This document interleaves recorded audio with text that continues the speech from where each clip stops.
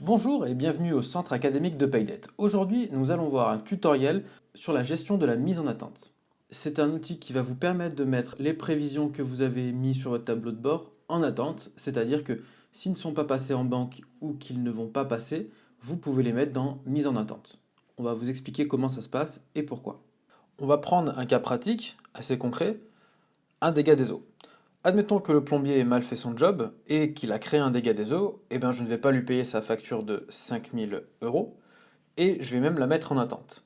En attendant que le problème se résout avec les assurances et que le plombier finisse son travail, je vais mettre ça de côté. Et ensuite je le paierai une fois que la prestation sera terminée et correcte. Lorsque vous mettez une opération en attente, vous la mettez directement de côté et elle n'apparaît plus dans votre tableau journalier.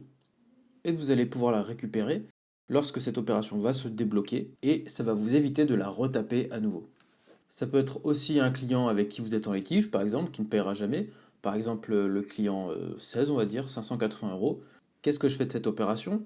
Est-ce que je la mets en attente? Est-ce que je la supprime? Est-ce que je rappelle quand même le client pour qu'il paye, même s'il y a des difficultés avec lui? Voilà, ça va servir à ça, cette option.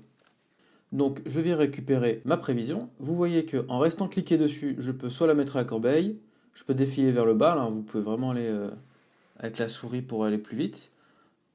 Pareil pour faire défiler vers le haut. Moi, je vais la mettre en attente et je la glisse dans attente. Mettre cet élément en attente, je valide et elle va se retrouver là-dedans. Hop, vous voyez. Vous voyez que le solde a été modifié. Je peux la remettre pour vous montrer. Vous voyez qu'on est à samedi, on a 5736 euros. Je vais la remettre en attente et le solde a bien bougé. Donc vous voyez que ce décaissement de 5000 euros, c'est bien enlevé du tableau de bord. Et on va s'intéresser à cette mise en attente.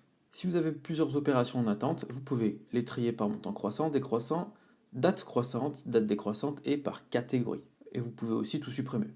J'ai aussi la possibilité d'aller dans mon compte test 2. Vous voyez que j'ai une opération que j'ai mis en attente par rapport à un virement de prestation. Peut-être que je suis en litige avec ce client, peut-être que ce client a du retard, peut-être que son entreprise a fait faillite. Je ne le sais pas, mais en tout cas, je sais que ça n'a toujours pas été payé.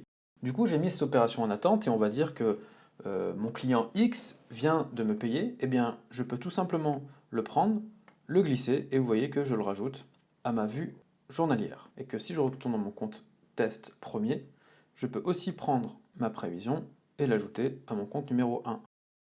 Si toutefois je vais sur la vue mensuelle, je suis en train de travailler dessus, je peux très bien récupérer ce décaissement qui est en attente. Quand je reste sur ma prévision, vous voyez qu'il y a une petite bannière noire qui apparaît, qui dit ici depuis 0 jours. C'est normal parce qu'on l'a mis à l'instant. Vous pouvez voir mon solde d'encaissement, mon solde de décaissement qui est à moins 73 980 euros. Et vous allez constater que lorsque je vais prendre ma prévision que j'ai mise en attente, que je la glisse dans la semaine 16, donc quand c'est jaune, c'est que je peux la lâcher, et qu'elle va se mettre dans cette semaine. Vous allez voir que mon solde de décaissement a bien bougé. Ce tutoriel sur la mise en attente est terminé. Vous pouvez constater que c'est un outil qui est quand même très pratique. Ça va vous permettre de gérer un peu mieux ce qui ne rentre pas ou ce qui ne sort pas. Le mettre de côté sans devoir le retaper. Et vous allez pouvoir le mettre où vous voulez, que ce soit dans la vue mensuelle journalière à tout moment. J'espère que ce tuto vous aura plu. Je vous dis à bientôt pour une prochaine vidéo.